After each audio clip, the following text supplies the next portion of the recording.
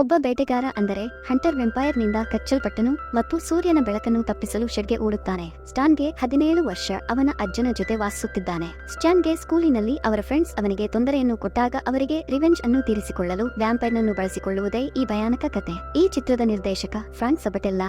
ಈ ಚಿತ್ರದಲ್ಲಿ ಜೈವಾರೆನ್ ಕೊಡೈಕೋಸ್ಮೋ, ಸೋಫಿಯಾ ಹಾಪೋನೇನ್ ಮುಂತಾದವರು ಅಭಿನಯಿಸಿದ್ದಾರೆ. ಈ ಚಿತ್ರವು ಡ್ರಾಮಾ ಹಾರರ್ ಚಿತ್ರವಾಗಿದ್ದು ಈ ಚಿತ್ರದ IMDb ರೇಟಿಂಗ್ 4.8 ಮತ್ತು ರಾಟನ್ ಟೊಮೊಟೊದಲ್ಲಿ 59% ಸ್ಕೋರ್ ಮಾಡಿದೆ ಮತ್ತು 82% ಆಡಿಯನ್ಸ್ ಸ್ಕೋರ್. ಮೂವಿ ಸ್ಟಾರ್ಟಿಂಗ್ ನಲ್ಲಿ ಒಬ್ಬ ವ್ಯಕ್ತಿ ಕಾಡಿನಲ್ಲಿ ಹೆದರಿಕೊಂಡು ಓಡಿ ಹೋಗುವುದನ್ನು ತೋರಿಸುತ್ತಾರೆ. ಅವನ ಕೈಯಲ್ಲಿ ಬಂದೂಕು ಕೂಡ ಇತ್ತು. ವೆಂಪೈರ್ ಬಂದು ಅವನನ್ನು ಕಚ್ಚುತ್ತದೆ. ಅದು ಕೂದಲು ಹೊಂದಿಲ್ಲ ಮತ್ತು ತುಂಬಾ ಭಯಾನಕವಾಗಿ ಕಾಣುತ್ತಿತ್ತು, ಏಕೆಂದರೆ ಅದು ದೊಡ್ಡ ದೊಡ್ಡ ಭಯಾನಕ ಹಲ್ಲುಗಳನ್ನು ಹೊಂದಿತ್ತು. ಈ ಜನರ ರಕ್ತವನ್ನು ಕುಡಿಯುವವನು ಆ ವೆಂಪೈರ್. ಈಗ ವೆಂಪೈರ್ ತನ್ನ ಎಲ್ಲಾ ರಕ್ತವನ್ನು ಕುಡಿಯುವ ಮೊದಲು ಸೂರ್ಯನು ಉದಯಿಸುತ್ತಾನೆ. ಅದರಲ್ಲಿ ವೆಂಪೈರ್ ಸುಟ್ಟು ಬೂದಿಯಾಗುತ್ತದೆ. ಈಗ ಅವನ ಅಂತ್ಯಗೊಂಡಿತು. ಆದರೆ ಅವನ ಕಡಿತದಿಂದಾಗಿ ಈ ಮನುಷ್ಯನು ವೆಂಪೈರ್ ಆದನು, ಏಕೆಂದರೆ ಸೂರ್ಯನ ಬೆಳಕು ಅವನನ್ನು ಸುಡುತ್ತಿತ್ತು. ಈಗ ಪ್ರಾಣ ಉಳಿಸಿಕೊಳ್ಳಲು ಶಾಲು ಹೊದಿಸಿ ಅಲ್ಲಿಂದ ಹೋಗಿದ್ದಾರೆ ಮತ್ತು ಶೆಡ್ ನಲ್ಲಿ ಅಡಗಿಕೊಳ್ತಾನೆ. ಅದು ಈ ಚಿತ್ರದ ಹೆಸರು ಆಗಿದೆ. ಇದರ ನಂತರ ನಾವು ಸ್ಟಾನ್ ಎಂಬ ಹುಡುಗನನ್ನು ನೋಡ್ತೇವೆ. ತಾಯಿ ತಿಂಡಿಗೆ ಎಬ್ಬಿಸಲು ಬಂದಿದ್ದರು. ಬೆಳಗಿನ ಉಪಹಾರ ಸೇವಿಸುತ್ತಿದ್ದ ಆತ ಬೆಚ್ಚಿ ಬಿದ್ದ, ಏಕೆಂದರೆ ಇದ್ದಕ್ಕಿದ್ದಂತೆ ಅವನ ತಾಯಿಯ ಸ್ಥಿತಿ ಎಷ್ಟು ಕೆಟ್ಟದಾಗಿದೆ ಎಂದರೆ ಅವಳ ಕೂದಲು ಎಲ್ಲ ಉದುರಿ ಹೋಗಿತ್ತು, ಅಲ್ಲದೆ ಮುಖವು ಕಪ್ಪಾಗಲಾರಂಭಿಸಿತ್ತು. ಕೆಲವೇ ಸೆಕೆಂಡುಗಳಲ್ಲಿ ಅವನ ಇಡೀ ಕುಟುಂಬವು ಕೊಲ್ಲಲ್ಪಟ್ಟಿತು. ಸ್ಟಾನ್ಗೆ ಕೆಟ್ಟ ಕನಸು ಇತ್ತು ಅಂತ ಈಗ ನಮಗೆ ತಿಳಿದಿದೆ, ಆದರೆ ವಾಸ್ತವದಲ್ಲಿ ಅವನ ಹೆತ್ತವರು ಜೀವಂತವಾಗಿರಲಿಲ್ಲ. ಅವನು ಅದನ್ನು ನೋಡುತ್ತಿದ್ದಂತೆ ಅವನ ಹೆತ್ತವರು ತೀರಿಕೊಂಡಿದ್ದರು ಮತ್ತು ಈಗ ಅವನು ತನ್ನ ಅಜ್ಜನೊಂದಿಗೆ ತನ್ನ ಮನೆಯಲ್ಲಿ ವಾಸಿಸುತ್ತಾನೆ. ಆದರೆ ಅವನು ಸೈನಿಕನಾಗಿದ್ದರಿಂದ ಅವನು ಸ್ವಲ್ಪ ಕಟ್ಟುನಿಟ್ಟಾಗಿದ್ದನು. ಆದ್ದರಿಂದ ಸ್ಟಾನ್ ಜೊತೆಗಿನ ಅವನ ನಡವಳಿಕೆ ಚೆನ್ನಾಗಿರಲಿಲ್ಲ. ಆದ್ದರಿಂದ ಅವನು ಅವನನ್ನು ತುಂಬಾ ಇಷ್ಟಪಡಲಿಲ್ಲ. ಈಗ ಪ್ರತಿದಿನದಂತೆ ಶಾಲೆಗೆ ಹೊರಡ್ತಾನೆ. ವೆಂಪೈರ್ ಮನುಷ್ಯ ಅಡಗಿರುವ ಶೆಡ್ ಸ್ಟಾನ್ ಮನೆಯ ಹೊರಗಿರುವುದನ್ನು ನಾವು ನೋಡಬಹುದು. ದಾರಿಯಲ್ಲಿ ಅವನ ಶಾಲೆಯ ಕಿಡಿಗೇಡಿ ಮಕ್ಕಳು ಅವನ ಗಮನವನ್ನು ಬೇರೆಡೆಗೆ ಸೆಳೆಯುತ್ತಾರೆ. ಅವರು ಸೈಕಲ್ನಲ್ಲಿ ಹೋಗುತ್ತಿದ್ದರು, ಆದ್ದರಿಂದ ಅವರು ಪೊಲೀಸ್ ಟ್ರಕ್ಗೆ ಹೊಡೆಯುತ್ತಾನೆ. ಇದರಲ್ಲಿ ಒಬ್ಬ ಅಧಿಕಾರಿ ಮತ್ತು ಜಿಲ್ಲಾಧಿಕಾರಿ ಇದ್ದರು. ಇಬ್ಬರಿಗೂ ಅವನ ಮೇಲೆ ವಿಪರೀತ ಕೋಪ ಬರುತ್ತದೆ. ಹೊರಗೆ ಬರುವಾಗ ಅಧಿಕಾರಿ ಸ್ಟಾನ್ಗೆ ಹೇಳ್ತಾನೆ, ಈಗ ನಾವು ನಿನ್ನನ್ನು ಬಿಟ್ಟು ಹೋಗುತ್ತಿದ್ದೇವೆ, ಆದರೆ ಮುಂದೆ ಕ್ಷಮೆ ಇರುವುದಿಲ್ಲ ಅಂತ ವಾರ್ನ್ ಮಾಡ್ಬಿಟ್ಟು ಹೋಗ್ತಾರೆ. ಶಾಲೆಯಲ್ಲಿ 3 ಕಿಡಿಗೇಡಿ ಹುಡುಗರು ಸಹ ಸ್ಟಾನ್ ಫ್ರೆಂಡ್ನಿಗೆ ತೊಂದರೆ ನೀಡುತ್ತಿದ್ದರು. ಆಗ ಇದ್ದಕ್ಕಿದ್ದಂತೆ ಸ್ಟಾನ್ ಬಂದು ಅವನನ್ನು ಉಳಿಸುತ್ತಾನೆ. ಈ ಜನರು ಜಗಳವಾಡಲು ಸ್ಟಾರ್ಟ್ ಮಾಡಿದರು, ಏಕೆಂದರೆ ಇದು ಕೇವಲ ಇಂದಿನ ಕೆಲಸವಲ್ಲ, ಆದರೆ ಪ್ರತಿದಿನ ಹೀಗೆ ಮಾಡುತ್ತಿರುತ್ತಾರೆ. ಅವರ ಜಗಳ ಹೆಚ್ಚಾಗುತ್ತದೆ ಮತ್ತು ನಂತರ ಶಿಕ್ಷಕರು ಇಲ್ಲಿಗೆ ಬಂದು ಅವರನ್ನು ಬೇರ್ಪಡಿಸುತ್ತಾರೆ. ಇಲ್ಲಿ ನಾವು ರಾಕ್ಸಿ ಎಂಬ ಹುಡುಗಿಯನ್ನು ನೋಡ್ತೇವೆ. ಅವಳು ಮೊದಲು ಸ್ಟಾನ್ ಅವರ ಫ್ರೆಂಡ್ ಆಗಿದ್ದರು, ಆದರೆ ಈಗ ಅವಳು ಚೇಷ್ಟೆಯನ್ನ ಮಾಡುವರ ಗುಂಪಿಗೆ ಸೇರಿಕೊಂಡಿದ್ದಾಳೆ. ಆ ಜನರು ಅವನೊಂದಿಗೆ ಚೆನ್ನಾಗಿ ವರ್ತಿಸದಿದ್ದರೂ ಅವಳು ಇನ್ನೂ ಅವರೊಂದಿಗೆ ಇದ್ದಾಳೆ. ಸ್ಟಾನ್ ಮತ್ತು ಅವನ ಫ್ರೆಂಡ್ ಸ್ವಲ್ಪ ಆನಂದಿಸಲು ಹೊರಬಂದರು. ಈ ಮಧ್ಯೆ ಅವನ ಫ್ರೆಂಡ್ ರಾಕ್ಸಿ ಬಗ್ಗೆ ತಮಾಷೆ ಮಾಡ್ತಾನೆ ಮತ್ತು ತಪ್ಪು ಹೇಳ್ತಾನೆ. ಇದರಿಂದ ಸ್ಟಾನ್ ಕೋಪಗೊಳ್ಳುತ್ತಾನೆ, ಏಕೆಂದರೆ ಅವನು ರಾಕ್ಸಿಯನ್ನು ಇಷ್ಟಪಟ್ಟನು. ಅವನು ಕೋಪಗೊಂಡು ಅಲ್ಲಿಂದ ಹೊರಡಲು ಸ್ಟಾರ್ಟ್ ಮಾಡ್ತಾನೆ. ನೀನು ಹುಚ್ಚ ಹೇಳಿ ಅಂತ ಅವನ ಫ್ರೆಂಡ್ ಹೇಳ್ತಾನೆ. ಅವಳ ಹಣ ಮತ್ತು ಕಾರಿನ ದುರಾಸೆಯಲ್ಲಿ ಅವಳು ನಿನ್ನನ್ನು ತೊರೆದಳು ಮತ್ತು ನೀವು ಇನ್ನೂ ಅವಳ ಬಗ್ಗೆ ಹುಚ್ಚರಾಗಿದ್ದೀರಿ. ಆಗ ಸ್ಟಾನ್, ನನ್ನ ಅಭಿಪ್ರಾಯದಲ್ಲಿ ಅಂಥದ್ದೇನೂ ಇಲ್ಲ ಎನ್ನುತ್ತಾರೆ. ಒಳ್ಳೆಯ ಜೀವನ ನಡೆಸುವ ಹಕ್ಕು ಎಲ್ಲರಿಗೂ ಇದೆ, ಅದರಲ್ಲಿ ಯಾವುದೇ ಹಾನಿ ಇಲ್ಲ. ಮನೆಗೆ ಹೋದ ಮೇಲೂ ರಾಕ್ಸಿ ಬಗ್ಗೆಯೇ ಯೋಚಿಸುತ್ತಿದ್ದ. ಆಗ ಅಜ್ಜ ಹುಲ್ಲು ಕಡಿಯಲು ಕರೆಯುತ್ತಾರೆ. ನಂತರ ಅವನು ತನ್ನ ನಾಯಿಯನ್ನು ಕಟ್ಟಲು ಹೊರಗೆ ತರುತ್ತಾನೆ. ಇಲ್ಲಿ ಇದ್ದಕ್ಕಿದ್ದಂತೆ ನಾಯಿಯ ನಡವಳಿಕೆ ಬದಲಾಗುತ್ತದೆ, ಏಕೆಂದರೆ ಅದು ನಿರಂತರವಾಗಿ ಶೆಡ್ ಅನ್ನು ನೋಡ್ತಾ ಬೊಗಳುತ್ತಿದ್ದನು. ಸ್ಟಾನ್ ಸ್ಟ್ರೇಂಜ್ ಆಗಿ ಭಾವಿಸುತ್ತಾನೆ, ಆದ್ದರಿಂದ ಅವನು ಪರಿಶೀಲಿಸಲು ಶೆಡ್ ಒಳಗೆ ಹೋಗ್ತಾನೆ. ಅಲ್ಲಿ ಅವನು ಮನುಷ್ಯನ ಹಲ್ಲುಗಳನ್ನು ಎಲ್ಲಿ ನೋಡುತ್ತಾನೆ. ಅದು ವ್ಯಾಂಪೈರ್ ಆಗಿ ಕನ್ವರ್ಟ್ ಆದ ಮನುಷ್ಯನ ಹಲ್ಲು ಆಗಿತ್ತು, ಏಕೆಂದರೆ ಅವನು ಸಂಪೂರ್ಣವಾಗಿ ವೆಂಪೈರ್ ಆಗಿ ಬಿಟ್ಟಿದ್ದ. ನಂತರ ಅವನು ಹಿಂದಿನಿಂದ ಬಂದು ಸ್ಟಾನ್ ಮೇಲೆ ಆಕ್ರಮಣ ಮಾಡ್ತಾನೆ. ಆದರೆ ಸೂರ್ಯನ ಕಿರಣ ಕಿಟಕಿಯ ಮೂಲಕ ಹಾಗೆಯೇ ಬಂದ ತಕ್ಷಣ ಅವನು ಉರಿಯಲು ಸ್ಟಾರ್ಟ್ ಮಾಡ್ತಾನೆ. ಅವನು ಸ್ಟಾನ್ ಅನ್ನು ಬಿಡುತ್ತಾನೆ ಮತ್ತು ಅವನು ಓಡಿ ಹೋಗುವ ಅವಕಾಶವನ್ನು ಪಡೆದ ನಂತರ ತನ್ನ ಜೀವವನ್ನು ಉಳಿಸಿಕೊಳ್ಳುತ್ತಾನೆ. ಈ ರೀತಿಯಾಗಿ ಸ್ಟಾನ್ನ ಜೀವವನ್ನು ಉಳಿಸಿಕೊಳ್ಳುತ್ತಾನೆ. ಸ್ಟಾನ್ ಸದ್ದಿಲ್ಲದೆ ಹೊರಗೆ ಬರುವಂತೆ ವೆಂಪೈರ್ ಮೇಲೆ ಬೆದರಿಕೆ ಹಾಕಲು ಸ್ಟಾರ್ಟ್ ಮಾಡ್ತಾನೆ. ಇಲ್ಲದಿದ್ದರೆ ನಾನು ನನ್ನ ನಾಯಿಯನ್ನು ನಿಮ್ಮ ಮೇಲೆ ಬಿಡುತ್ತೇನೆ. ಬೆದರಿಕೆಯ ಹೊರತಾಗಿಯೂ ಅವನು ಹೊರಗೆ ಬರದಿದ್ದಾಗ ಸ್ಟಾನ್ ತನ್ನ ನಾಯಿಯನ್ನು ಬಿಟ್ಟು ಹೋಗ್ತಾನೆ. ಅದು ಓಡಿ ಹೋಗಿ ಶೆಡ್ ಒಳಗೆ ಹೋಗುತ್ತದೆ. ಅದು ಒಳಗಡೆ ಹೋಗುವಾಗ ಚೆನ್ನಾಗಿತ್ತು, ಆದರೆ ಹಿಂದಿರುಗುವಾಗ ಅವನ ತಲೆ ಮಾತ್ರ ಬರುತ್ತೆ. ಸ್ಟಾನ್ ಅದನ್ನು ನೋಡಿ ತುಂಬಾ ಹೆದರುತ್ತಾರೆ, ಏಕೆಂದರೆ ಇಲ್ಲಿ ತಮಾಷೆ ನಡೀತಾ ಇಲ್ಲ, ಆದರೆ ದೊಡ್ಡ ಸಮಸ್ಯೆ ಇದೆ ಅಂತ ಅವರು ಅರ್ಥ ಮಾಡಿಕೊಂಡನು. ಅದಕ್ಕಾಗಿಯೇ ಅವನು ವೆಪನ್ಗಳನ್ನು ಪಡೆಯಲು ಮನೆಯೊಳಗೆ ಹೋಗ್ತಾನೆ. ಇಲ್ಲಿ ಅವನ ಅಜ್ಜ ಅವನನ್ನು ನಿಲ್ಲಿಸಿ ನಾಯಿಯ ಬಗ್ಗೆ ಕೇಳ್ತಾನೆ. ಆಗ ಸ್ಟಾನ್ ಅವನಿಗೆ ಎಲ್ಲವನ್ನೂ ಹೇಳ್ತಾನೆ. ಶೆಡ್ ನಲ್ಲಿ ಯಾವುದೋ ರಾಕ್ಷಸ, ಯಾವುದೋ ಪ್ರಾಣಿ ಇದೆ ಅಂತ.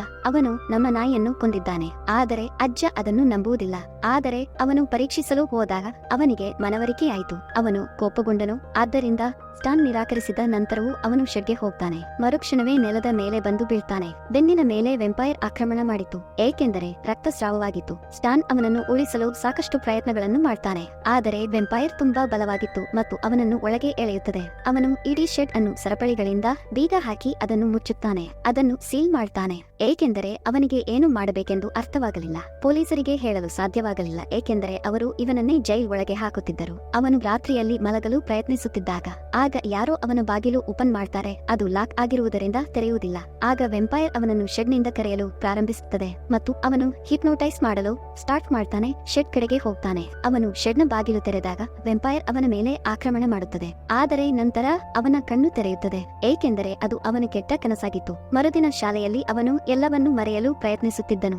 ಆಗ ರಾಕ್ಸಿ ಅವನಿಂದ ಹಾದು ಹೋಗುತ್ತಾಳೆ. ಅವಳು ದುಃಖಿತಳಾಗಿ ಅವನ ಪಕ್ಕದಲ್ಲಿ ಕುಳಿತಳು. ಅವರು ಮಾತನಾಡಲು ಸ್ಟಾರ್ಟ್ ಮಾಡ್ತಾರೆ ಮತ್ತು ತಮ್ಮ ಹಿಂದಿನ ನೆನಪನ್ನು ನೆನಪಿಸಿಕೊಳ್ತಾರೆ. ಆಗ ಕಿಡಿಗೇಡಿಗಳ ಗುಂಪಿನ ಲೀಡರ್ ಮಾರ್ಬಲ್ ಅವನಿಗೆ ತೊಂದರೆ ಕೊಡಲು ಬರ್ತಾನೆ. ನೀನು ಒಬ್ಬ ಹೇಡಿ ಮನುಷ್ಯನೊಂದಿಗೆ ಕುಳಿತಿದ್ದೀಯಾ ಅಂತ ಅವನು ರಾಕ್ಸಿಯನ್ನು ಕೀಟಲೆ ಮಾಡಲು ಸ್ಟಾರ್ಟ್ ಮಾಡ್ತಾನೆ. ಈಗ ಅವರ ನಿರ್ಗಮನದ ನಂತರ ಸ್ಟಾನ್ನ ಫ್ರೆಂಡ್ ಇಲ್ಲಿಗೆ ಬರ್ತಾನೆ.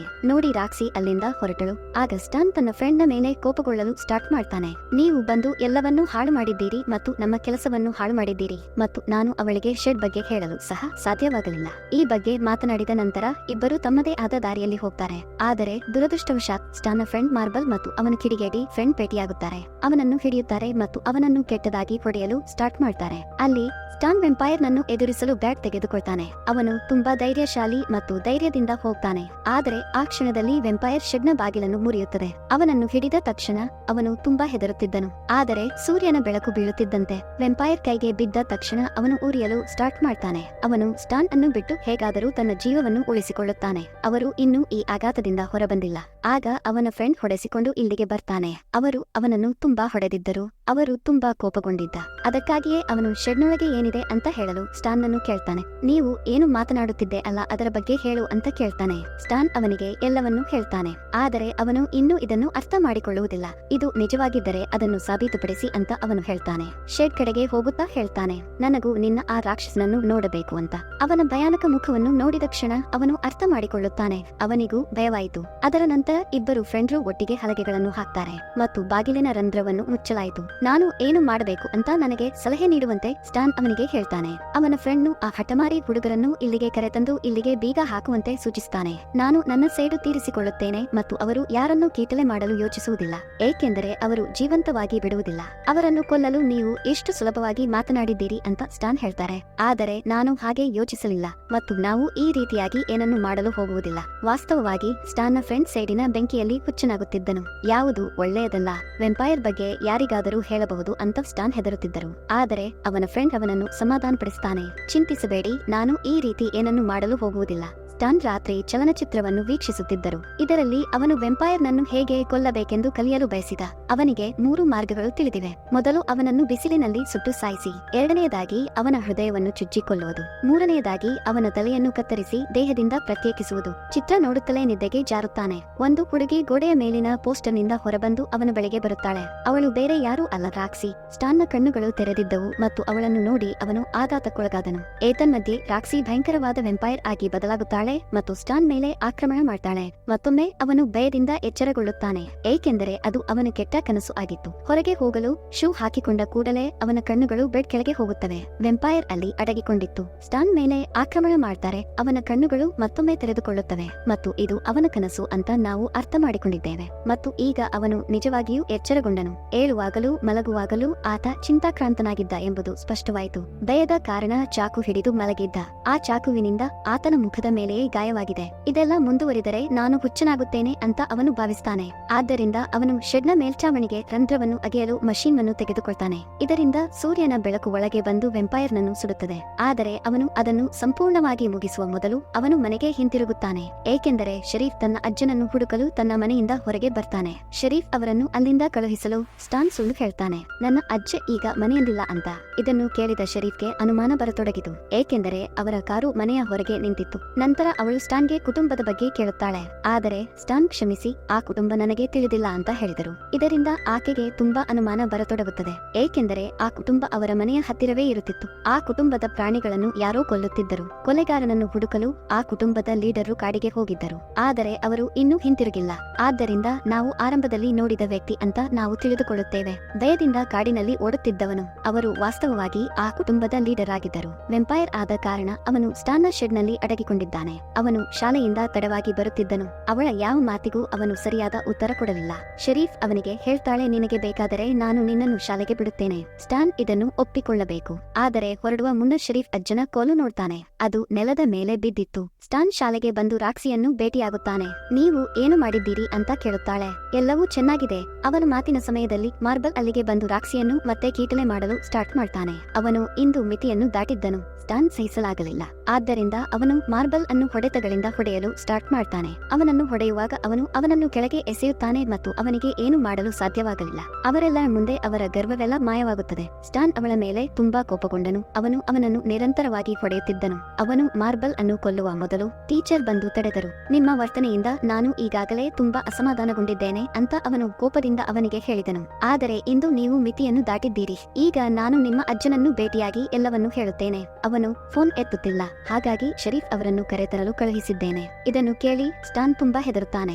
ಏಕೆಂದರೆ ಅವಳು ಶೆಡ್ಗೆ ಬಂದರೆ ಅದು ತುಂಬಾ ಕೆಟ್ಟದಾಗಿದೆ ಅಂತ ಅವನಿಗೆ ತಿಳಿದಿದೆ. ಏನನ್ನು ಯೋಚಿಸಿದೆ ಸ್ಟಾನ್ ಮನೆಗೆ ಓಡಿ ಹೋದನು ಮತ್ತು ಮಾರ್ಬಲ್ ಅವನನ್ನು ಹಿಂಬಾಲಿಸ್ತಾನೆ. ಬಾಗಿಲು ತೆರೆಯದಿದ್ದಾಗ ಶರೀಫ್ ಶೆಡ್ ಕಡೆಗೆ ಹೋದರು ಮತ್ತು ಅದನ್ನು ಸೀಲ್ ಮಾಡಿರುವುದನ್ನು ಅವಳು ನೋಡಿದಾಗ ಒಳಗೆ ಯಾರೋ ಇದ್ದಾರೆ ಅಂತ ಅವಳು ಅರ್ಥ ಮಾಡಿಕೊಂಡಳು. ಆಗ ಸ್ಟಾನ್ ಇಲ್ಲಿಗೆ ಬರ್ತಾನೆ. ಶರೀಫ್ ತನ್ನ ಗನ್ ಅನ್ನು ಅವನತ್ತ ತೋರಿಸ್ತಾಳೆ. ಆದರೆ ಅವನು ಅವಳನ್ನು ಅರ್ಥ ಮಾಡಿಕೊಳ್ಳಲು ಪ್ರಯತ್ನಿಸ್ತಾನೆ. ಆದರೆ ಅವಳು ಏನನ್ನೂ ಕೇಳಲು ಸಿದ್ಧಳಿರಲಿಲ್ಲ. ಸ್ಟಾನ್ ನಿರಾಕರಿಸಿದ ನಂತರವೂ ಅವಳು ಬಾಗಿಲು ಓಪನ್ ಮಾಡ್ತಾಳೆ. ಇದರಿಂದ ವೆಂಪೈರ್ ಹೊರಬಂದು ಆಕೆಯ ಕುತ್ತಿಗೆಯನ್ನು ಕಚ್ಚಿ ಸಾಯಿಸುತ್ತದೆ. ನಂತರ ವೆಂಪೈರ್ ಅವಳ ಕೈಯನ್ನು ಎಳೆಯುತ್ತದೆ. ಅದರಲ್ಲಿ ಅವಳು ಬಂದೂಕನ್ನು ಹೊಂದಿದ್ದಾಳೆ ಮತ್ತು ಶರೀಫ್ ಅವರನ್ನು ಮನೆಯೊಳಗೆ ಕರೆದೊಯ್ಯುತ್ತಾನೆ ಮತ್ತು ಅವಳ ಕೈ ಹೊರಗೆ ಬಿದ್ದಿತು. ಈಗ ಮಾರ್ಬಲ್ ತನ್ನ ತೊಂದರೆಯನ್ನು ಹೆಚ್ಚಿಸಲು ಇಲ್ಲಿಗೆ ಬರ್ತಾನೆ ಅಂತ ಸ್ಟಾನ್ ಆಘಾತಕ್ಕೊಳಗಾಗಿದ್ದರು. ನನ್ನ ಅವಮಾನಕ್ಕೆ ಸೇಡು ತೀರಿಸಿಕೊಳ್ಳಲು ಬಂದಿದ್ದೇನೆ ಅಂತ ಹೇಳ್ತಾನೆ. ನೀವು ಎಲ್ಲರ ಮುಂದೆ ನನ್ನನ್ನು ಹೊಡೆದಿದ್ದೀರಿ. ಇಲ್ಲಿ ಇನ್ನೊಂದು ದೊಡ್ಡ ಸಮಸ್ಯೆ ಇದೆ ಅಂತ ಸ್ಟಾನ್ ಹೇಳ್ತಾನೆ. ಆದ್ದರಿಂದ ದಯವಿಟ್ಟು ಈಗ ಸರಿಯಾದ ಸಮಯವಲ್ಲ. ಆದರೆ ಮಾರ್ಬಲ್ ಅವನ ಮಾತನ್ನು ಕೇಳುವುದಿಲ್ಲ ಮತ್ತು ಅವನ ಮೇಲೆ ಆಕ್ರಮಣ ಮಾಡ್ತಾನೆ ಮತ್ತು ಅವನನ್ನು ಹೊಡೆಯುತ್ತಲೇ ಇರುತ್ತಾನೆ. ಅವನನ್ನು ಉಳಿಸಲು ಸ್ಟಾನ್ನ ಫ್ರೆಂಡ್ ಅಲ್ಲಿಗೆ ಬರ್ತಾನೆ. ಅವನು ಶೆರೀಫ್ ಗನ್ ತೆಗೆದುಕೊಂಡಿದ್ದಾರೆ ಮತ್ತು ಮಾರ್ಬಲ್ ಸ್ಟಾನ್ ಅನ್ನು ನೋಡಲು ಹೆದರುತ್ತಾನೆ. ಏಕೆಂದರೆ ಅವನು ಹೇಡಿ ಅಷ್ಟು ಬುದ್ಧಿವಂತನಲ್ಲ ಎಂಬುದರಲ್ಲಿ ಸಂದೇಹವಿಲ್ಲ. ಆದರೆ ಹುಚ್ಚುತನದ ವಿಷಯದಲ್ಲಿ ಅವರೇ ಮೊದಲಿಗರು. ಸ್ಟಾನ್ ಅವನನ್ನು ತಡೆಯಲು ಪ್ರಯತ್ನಿಸುತ್ತಾನೆ. ಅದಕ್ಕೆ ಉತ್ತರವಾಗಿ, ನೀನು ಮಧ್ಯದಲ್ಲಿ ಬಂದರೆ ಆಗ ನಾನು ನಿನ್ನನ್ನು ಕೊಲ್ಲಲು ಹಿಂಜರಿಯುವುದಿಲ್ಲ. ಏಕೆಂದರೆ ಇಷ್ಟು ವರ್ಷಗಳಿಂದ ಈ ಜನರು ನನ್ನನ್ನು ಹಿಂಸಿಸುತ್ತಿದ್ದಾರೆ. ನಾನು ಇಂದು ಸೇಡು ತೀರಿಸಿಕೊಳ್ಳಬೇಕು. ನಂತರ ಅವನು ಮಾರ್ಬಲ್ಗೆ ಶೆಡ್ನೊಳಗೆ ಹೋಗಲು ಹೇಳ್ತಾನೆ. ಒಳಗೆ ಹೋಗುವ ಮೊದಲು ಮಾರ್ಬಲ್ ಕತ್ತರಿಸಿದ ಕೈಯನ್ನು ನೋಡುತ್ತಾನೆ ಮತ್ತು ಅವನು ಅದನ್ನು ನೋಡಲು ಹೆದರುತ್ತಾನೆ. ಆದರೆ ಅವನು ಶೆಡ್ ಒಳಗೆ ಹೋಗಬೇಕಾಗುತ್ತದೆ. ಅವನು ಒಳಗೆ ಹೋದ ತಕ್ಷಣ ವೆಂಪೈರ್ ಅವನನ್ನು ಎಳೆದುಕೊಂಡು ಅವನ ಮೇಲೆ ಆಕ್ರಮಣ ಮಾಡುತ್ತದೆ. ಇದರಿಂದಾಗಿ ಸ್ಟಾನ್ ತನ್ನ ಫ್ರೆಂಡ್ ನ ಮೇಲೆ ತುಂಬಾ ಕೋಪಗೊಂಡಂತೆ ತೋರುತ್ತದೆ. ನೀನು ಏನು ಮಾಡಿದೆ? ನಿಸ್ಸಂದೇಹವಾಗಿ ಅವನು ನಿರಪರಾಧಿಯಲ್ಲ. ಆದರೆ ಆತನನ್ನು ಕೊಲ್ಲುವಷ್ಟು ದೊಡ್ಡ ಅಪರಾಧ ಮಾಡಲಿಲ್ಲ. ಈಗ ಅವರ ಜಗಳದಲ್ಲಿ ಅವನು ಸ್ಟಾನ್ಗೆ ಬಂದೂಕಿನಿಂದ ಹೊಡೆದು ಅವನನ್ನು ಪ್ರಜ್ಞೆ ತಪ್ಪಿಸುತ್ತಾನೆ ಮತ್ತು ಅವನ ಕಣ್ಣುಗಳು ತೆರೆದಾಗ ಅವನು ತನ್ನ ಮುಂದೆ ರಾಕ್ಸಿಯನ್ನು ನೋಡ್ತಾನೆ. ಕತ್ತರಿಸಿದ ಕೈಯನ್ನು ನೋಡಿ ರಾಕ್ಸಿಯ ಮನಸ್ಸಿನಲ್ಲಿ ಅನೇಕ ಪ್ರಶ್ನೆಗಳು ಉದ್ಭವಿಸುತ್ತವೆ ಮತ್ತು ಅವಳ ಯಾವುದೇ ಪ್ರಶ್ನೆಗಳಿಗೆ ಉತ್ತರಿಸುವ ಮೊದಲು ಅವನು ಪರೀಕ್ಷಿಸಲು ವೆಪನ್ನೊಂದಿಗೆ ಶೆಡ್ನೊಳಗೆ ಹೋದನು. ಅವನು ತನ್ನ ಫ್ರೆಂಡ್ ಹಿಡಿಸಿದ್ದ ಮಾರ್ಬಲ್ನ ಶವವನ್ನು ನೋಡ್ತಾನೆ. ಅವನು ವೆಂಪೈರ್ ಆಗಿ ಮಾರ್ಪಟ್ಟಿದ್ದರಿಂದ ಅದು ತುಂಬಾ ಭಯಾನಕವಾಗಿದೆ. ಇಲ್ಲಿದ್ದ ವೆಂಪೈರ್ ಎಲ್ಲಿಗೆ ಹೋಗಿದೆ ಅಂತ ಸ್ಟಾನ್ ಕೇಳ್ತಾನೆ. ಆಗ ಅವನ ಫ್ರೆಂಡ್ನು ಈಗ ಹೋಗಿದ್ದಾನೆ ಅಂತ ಉತ್ತರಿಸ್ತಾನೆ. ಆದರೆ ಅವನು ಖಂಡಿತವಾಗಿಯೂ ನಿನ್ನಿಂದ ತನ್ನ ಸೇಡು ತೀರಿಸಿಕೊಳ್ಳಲು ಹಿಂತಿರುಗುತ್ತಾನೆ. ಈ ಮಧ್ಯೆ ರಾಕ್ಸಿ ಕೂಡ ಇಲ್ಲಿಗೆ ಬರುತ್ತಾಳೆ. ಅವಳನ್ನು ನೋಡಿದ ತಕ್ಷಣ ಸ್ಟಾನ್ನ ಮನಸ್ಸು ಅಲೆದಾಡುತ್ತದೆ. ಅವನ ಫ್ರೆಂಡ್ ಅವನ ಮೇಲೆ ಆಕ್ರಮಣ ಮಾಡ್ತಾನೆ. ಆದರೆ ಅವಕಾಶ ಸಿಕ್ಕ ಮೇಲೆ ಸ್ಟಾನ್ ತನ್ನ ದೇಹದಲ್ಲಿ ಒಂದು ಕೋಲನ್ನ ಹಾಕ್ತಾನೆ ಮತ್ತು ಬಿಸಿಲಿನಲ್ಲಿ ತನ್ನ ತೋಳನ್ನು ಸುಟ್ಟು ಹಾಕ್ತಾನೆ. ಇದರಿಂದಾಗಿ ಅವರು ಸ್ವಲ್ಪ ಸುಟ್ಟಿದ್ದರು. ಸೂರ್ಯನ ಬೆಳಕು ಅವನ ಮುಖದ ಮೇಲೆ ಬಿದ್ದಾಗ ಅವನು ಉರಿಯಲು ಸ್ಟಾರ್ಟ್ ಮಾಡ್ತಾನೆ ಮತ್ತು ದೂರ ಹೋಗಿ ಬೀಳುತ್ತಾನೆ. ಅವನು ಸತ್ತಿರಬಹುದು ಅಂತ ಸ್ಟಾನ್ ಭಾವಿಸ್ತಾನೆ. ಆದ್ದರಿಂದ ಅವನು ಹೊರಗೆ ಬಂದು ರಾಕ್ಸಿಯನ್ನು ನೋಡಿಕೊಳ್ತಾನೆ. ಅವನ ಹಿಂದೆ ಸ್ಟಾನ್ನ ಫ್ರೆಂಡ್ನೂ ಬಂದಿದ್ದ. ಏಕೆಂದರೆ ಅವನು ಇದನ್ನೆಲ್ಲ ಮಾಡುವುದಕ್ಕೆ ಪಶ್ಚಾತ್ತಾಪ ಪಡುತ್ತಿದ್ದನು. ಆದರೆ ಈಗ ಅವನಿಗೆ ತಡವಾಗಿತ್ತು. ಅವನು ಸುಡಲು ಸ್ಟಾರ್ಟ್ ಮಾಡ್ತಾನೆ. ಆದ್ದರಿಂದ ಸ್ಟಾನ್ ಅವನ ಮೇಲೆ ಬಟ್ಟೆಯನ್ನು ಹಾಕ್ತಾನೆ. ಇದರಿಂದ ಅವನ ಜೀವವನ್ನು ಉಳಿಸಬಹುದು. ಆದರೆ ಅಷ್ಟೊತ್ತಿಗಾಗಲೇ ಅವರು ಉಸಿರು ಕಳೆದುಕೊಂಡಿದ್ದರು. ಏಕೆಂದರೆ ಅವರು ತುಂಬಾ ಸುಟ್ಟು ಹೋಗಿದ್ದರು. ಈಗ ಈ ಸಮಸ್ಯೆಯನ್ನು ಪರಿಹರಿಸಲಾಗಿದೆ. ಆದರೆ ನಿಜವಾದ ಸಮಸ್ಯೆ ಇನ್ನೂ ಉಳಿದಿತ್ತು ಮತ್ತು ಅದು ಮೊದಲ ವೆಂಪೈರ್ ಮತ್ತು ಅವನನ್ನು ಎದುರಿಸಲು ಇಬ್ಬರು ಮಾಡಬಹುದಾದ ಎಲ್ಲಾ ತಯಾರಿಯನ್ನು ಮಾಡಿಕೊಂಡಿದ್ದರು. ಇಡೀ ಮನೆಯನ್ನ ಫೀಲ್ ಮಾಡಿದ್ದರು. ಸಾಕಷ್ಟು ಚೂಪಾದ ಮರದ ತುಂಡುಗಳನ್ನ ಮಾಡಿ ಇಟ್ಟುಕೊಂಡಿದ್ದರು. ಇದರೊಂದಿಗೆ ಯಾರಿಗೂ ಅನುಮಾನ ಬಾರದಂತೆ 2 ಕಾರುಗಳನ್ನು ಬಚ್ಚಿಟ್ಟಿದ್ದಾರೆ. ಈಗ ರಾತ್ರಿಯಾಗುತ್ತಿದ್ದಂತೆ ಇವರಿಬ್ಬರು ಆತನನ್ನು ಕೊಲ್ಲಲು ಸಿದ್ಧರಾಗಿದ್ದರು. ಆಗ ಮಾರ್ಬಲ್ನ ಫ್ರೆಂಡ್ ಇಬ್ಬರು ಬಾಗಿಲಿಗೆ ಬರ್ತಾರೆ. ಈಗ ಈ ರೀತಿಯಾಗಿ ಅವನ ಪ್ಲಾನ್ ಹಾಳಾಗಿದೆ, ಇಲ್ಲಿಂದ ಹೊರಹೋಗಿ ಅಂತ ಈ ಇಬ್ಬರು ಸಹ ಅವರಿಗೆ ವಿವರಿಸಿದರು. ಆದರೆ ಅವರು ಅವರ ಮಾತನ್ನು ಕೇಳುವುದಿಲ್ಲ. ತದನಂತರ ಆ ವೆಂಪೈರ್ ಇಲ್ಲಿಗೆ ಬರುತ್ತದೆ. ಮಾರ್ಬಲ್ನ ಫ್ರೆಂಡ್ ಅವನನ್ನು ನೋಡಿದ್ದಾನೆ ಮತ್ತು ಅವನ ಇನ್ನೊಬ್ಬ ಫ್ರೆಂಡ್ ಅವನ ಮಾತನ್ನು ಕೇಳುತ್ತಿರಲಿಲ್ಲ. ಅವನು ತನ್ನ ಪ್ರಾಣವನ್ನು ಉಳಿಸಿಕೊಳ್ಳಲು ಇಲ್ಲಿಂದ ಓಡಲು ಸ್ಟಾರ್ಟ್ ಮಾಡ್ತಾನೆ. ಆದರೆ ವೆಂಪೈರ್ ಅವನನ್ನು ಎಳೆದುಕೊಂಡು ಭಯಂಕರವಾಗಿ ಕೊಲ್ಲುತ್ತದೆ. ಯಾಕೆಂದರೆ ಅವನು ಅವನ ಎಲ್ಲಾ ರಕ್ತವನ್ನೆಲ್ಲ ಹಿಂಡಿದ್ದ.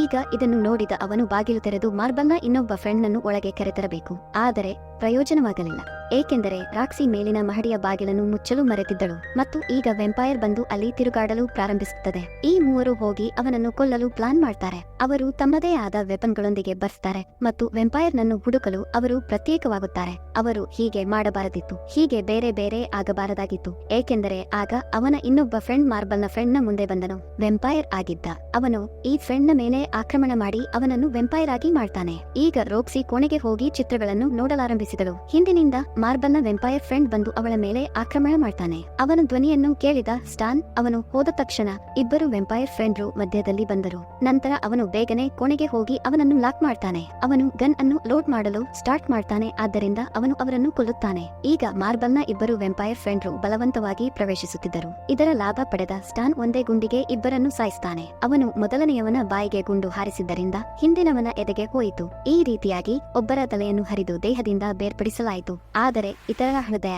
ನಂತರ ವೆಂಪೈರ್ ರಾಕ್ಸಿಯನ್ನು ಕಚ್ಚಲು ಹೊರಟ ತಕ್ಷಣ ವೆಂಪೈರ್ ಮೇಲೆ ಗನ್ ತೋರಿಸಿದ ಸ್ಟಾನ್ ಇಲ್ಲಿಗೆ ಬರ್ತಾನೆ. ಆದರೆ ಅವನು ಎಷ್ಟು ವೇಗವಾಗಿದ್ದನೆಂದರೆ ಒಂದೇ ಆಕ್ರಮಣೆಯಲ್ಲಿ ಅವನು ಸ್ಟಾನ್ ಹತ್ತಿರ ಬರ್ತಾನೆ ಮತ್ತು ಅವನಿಂದ ಬಂದೂಕನ್ನು ತೆಗೆದುಕೊಂಡ ನಂತರ ಅವನು ಅದನ್ನು ಎಸೆಯುತ್ತಾನೆ. ಸ್ಟಾನ್ ಕೊಡಲಿಯನ್ನು ತೆಗೆದುಕೊಂಡು ಅವನ ಭುಜದ ಮೇಲೆ ಹೊಡೆಯುತ್ತಾನೆ. ಆದರೆ ಇದು ವೆಂಪೈರ್ಗೆ ಹೆಚ್ಚಿನ ಘಾಸಿ ಏನು ಆಗುವುದಿಲ್ಲ. ಅವನು ಸ್ಟಾನ್ ಅನ್ನು ತುಂಬಾ ಬಲವಾಗಿ ಹೊಡೆಯುತ್ತಿದ್ದನು. ಅಂತ ರಾಕ್ಸಿ ಮಧ್ಯದಲ್ಲಿ ಬಂದು ಅವನ ಮೇಲೆ ಬಂದೂಕು ಹಾಕ್ತಾಳೆ. ಅವಳನ್ನು ನೋಡಿದ ವೆಂಪೈರ್ ಸ್ಟಾನ್ ಅನ್ನು ಹಿಂದೆ ಎಸೆದು ರಾಕ್ಸಿ ಕಡೆಗೆ ಚಲಿಸಲು ಪ್ರಾರಂಭಿಸುತ್ತದೆ. ಅವಳು ಅವನ ಮೇಲೆ ಬಂದೂಕಿನಿಂದ ಗುಂಡು ಹಾರಿಸ್ತಾಳೆ. ಏನೂ ಆಗುವುದಿಲ್ಲ. ಅವಳನ್ನು ಉಳಿಸಲು ಸ್ಟಾನ್ ವೆಂಪೈರ್ ಕಡೆಗೆ ಒಂದು ಚಾಕುವನ್ನು ಎಸೆಯುತ್ತಾನೆ. ಆದರೆ ಅದು ಬಂದು ರಾಕ್ಸಿಗೆ ಹೊಡೆಯುತ್ತದೆ, ಏಕೆಂದರೆ ವೆಂಪೈರ್ ಅದರಿಂದ ತಪ್ಪಿಸಿಕೊಂಡಿದ್ದ. ಅವನು ಈಗ ಅವನನ್ನು ಕೊಲ್ಲಲು ಮತ್ತೆ ಸ್ಟಾನ್ ನನ್ನು ಹಿಡಿಯುತ್ತಾನೆ. ಅವಾಗ ರಾಕ್ಸಿ ಕೊಡಲಿಯಿಂದ ತಲೆಯನ್ನ ದೇಹದಿಂದ ಬೇರ್ಪಡಿಸ್ತಾನೆ. ಇದರಿಂದಾಗಿ ಈಗ ವೆಂಪೈರ್ ಸಾಯುತ್ತದೆ. ಅದರ ನಂತರ ಅವರು ವೆಂಪೈರ್ನ ಶವಗಳನ್ನೆಲ್ಲ ಅದರೊಳಗೆ ಹಾಕಿ ಇಡೀ ಶೆಡ್ ಅನ್ನು ಸುಡ್ತಾರೆ. ಇಬ್ಬರು ತುಂಬಾ ಸಂತೋಷಪಟ್ಟರು. ಇಲ್ಲಿಗೆ ಈ ಸಿನಿಮಾ ಕತೆ ಮುಗಿಯಿತು. ಫ್ರೆಂಡ್ಸ್, ಈ ವಿಡಿಯೋ ನಿಮ್ಗೆ ಇಷ್ಟ ಆಗಿರಬಹುದು ಅಂತ ಅಂದುಕೊಳ್ಳುತ್ತೇನೆ.